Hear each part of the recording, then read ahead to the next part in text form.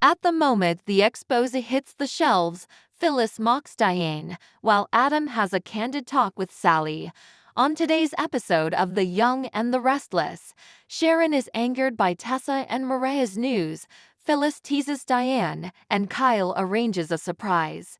Faith, Sharon, and Nick discuss a college prep checklist at Crimson Lights. When Adam walks through the door, Faith says, "Big news, Adam, your kidney is going to college today." While at the ranch, Victor brags to Nikki about how smart their granddaughter Faith is. As a follow-up, he inquires whether or not she and Talia Morgan have been seen together. Nikki says she came to town to report on Ashlyn's death, but Diane's resurrection swayed her. To help make what she hopes will be a stunning hatchet job, she was happy to supply as much dirt as possible. Victor advises her to exercise caution around Diane because she is Kyle's mother and Summer's mother-in-law. He doesn't want to worry his kid or his new family. Phyllis and Summer have enjoyed their time working together at Society. Summer is thrilled by her plans for their home line, but she is worried about Ashlyn Locke after reading Talia Morgan's exposé. Despite Phyllis' best efforts, her daughter still doesn't trust her, and this saddens her. This is why Summer is so wary. Phyllis has stepped in to help. Summer assures her mother that she would always stand up for Marchetti. Jack, at Gibot, gives Kyle high marks for his management at Marchetti before announcing that he has something to tell Kyle, something he's not sure Kyle will be glad to hear. Jack mentions the vacancy at Gibot and Kyle agrees that it needs to be filled, but only if Adam isn't The look on Jack's face tells him everything he needs to know, to which Kyle groans, "No, don't say it." Adam did indeed change his mind, as Jack verifies. Kyle claims that it would be risky to give him any authority in that area. To Jack's mind, he has finally moved past his difficulties. Kyle is doubtful about that, so he plans to keep tabs on him. After hearing his gloomy outlook, Jack encourages him to keep looking on the bright side. Kyle promises to give it a go and reveals that he has something up his sleeve and would want to enlist his help. When he tells Jack it's a wedding of sorts, Jack is interested.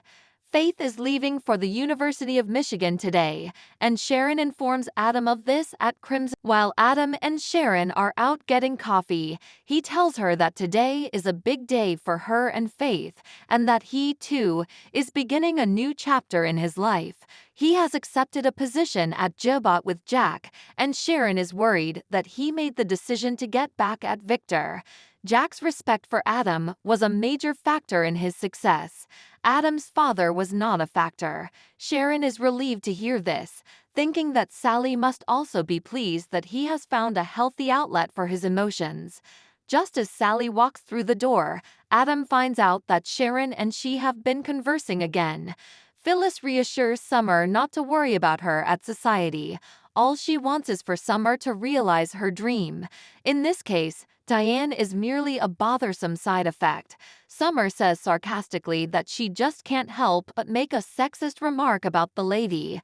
Phyllis says she won't, and that if the other person commits suicide, she won't cry because of their history together. Kyle would like to have a wedding celebration at Gibot because he knows Summer is sad that they couldn't have it there instead of in Geno City.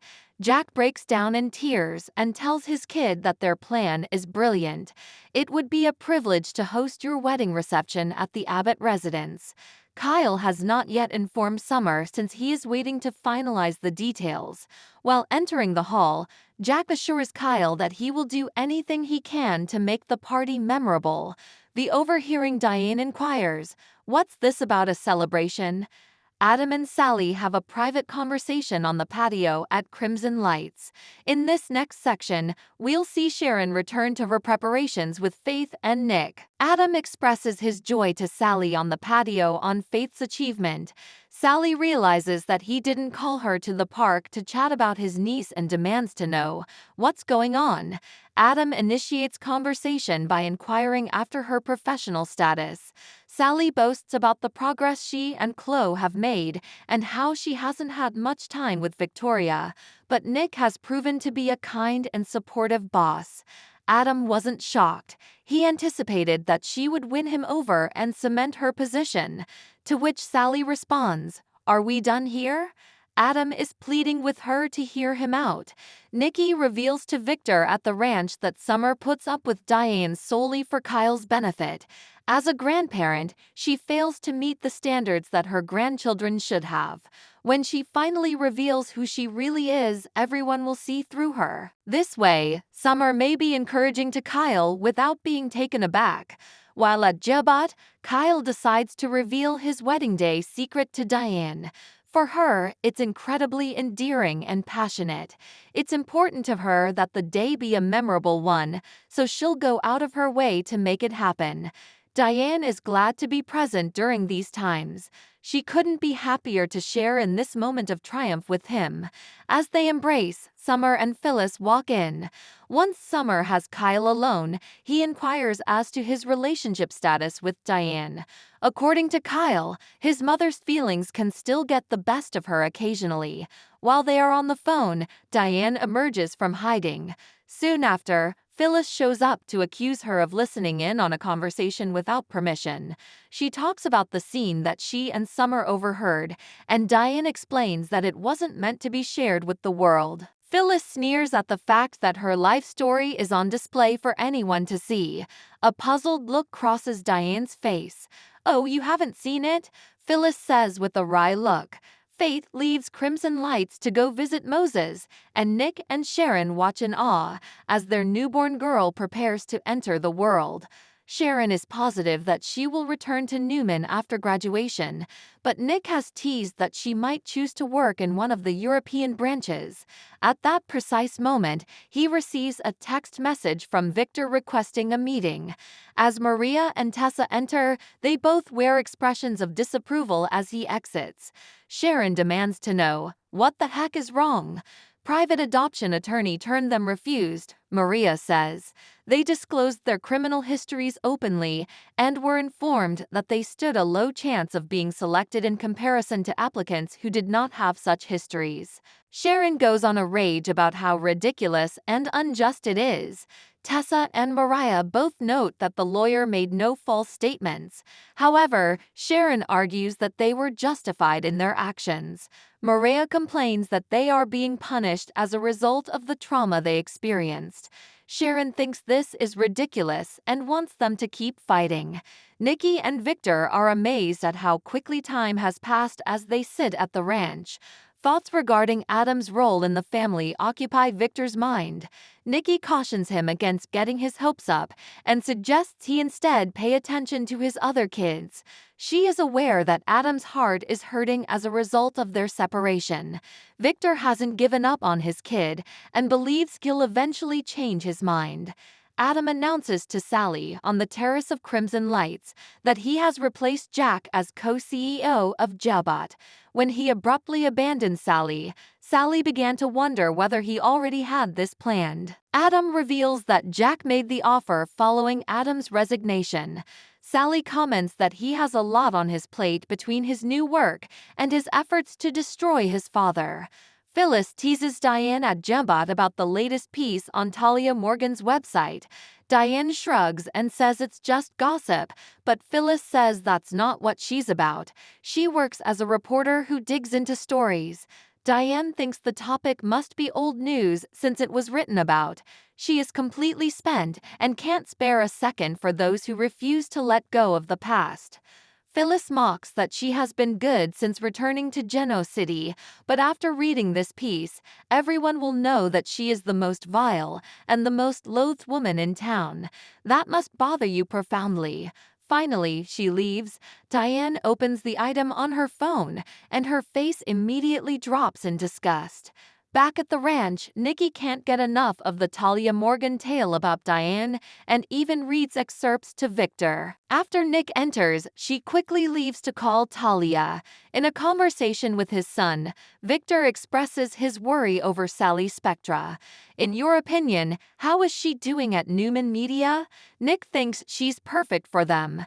The only response Victor can muster is a grunt. "Not to mine." She failed at his request to persuade Adam to remain with the firm. The job is too difficult for her, so she should not even try. Adam tells Sally on the patio at Crimson Lights that Chloe falsely accused him of trying to tamper with her head. She insisted he make it crystal obvious that their relationship is over. It's doubtful that Adam could say anything to Sally that would hurt her more than what he's already said, but Sally is still fuming over Chloe's intrusion into her personal life. She is completely wrong, Adam tells her. Please accept my sincere apologies. Sharon promises Tessa and Mariah inside that they will find another adoption attorney who can see that they have their life in order and will make excellent parents if they adopt. Maria and Tessa express their appreciation. Sharon says they'll be better parents because of their experiences, and their children will be their greatest joy and biggest sorrow. Nonetheless, as any good mother would, they will stick by their children through the good times and the bad. They all embrace one another. Diane suffers through the reading of the article written about her at Jabot. There is a reappearance of Phyllis. I was sure you couldn't say no. Exciting, huh? She mocks that this will be the first of many stories written about her. Nobody has seen something like this before. Diane returns to her room and begins to cry and shrug. Jack receives a text message from Tracy in his workplace informing him of important information. Jack groans as he reads the Diane piece for the first time. As they drove back to the ranch, Nick asked his dad if he thought Sally could convince Adam to do anything against his will. Adam is just too headstrong. Nick points out that he too has abandoned Sally, who is eager to put this whole ordeal in the past.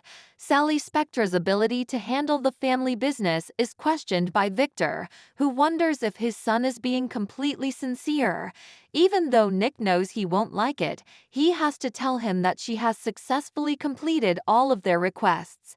She will do an even better job, in his opinion, after she has fully recovered from her Adam-related issues. Victor doubts her leadership abilities and brings up the fact that she manipulated Summer as an example.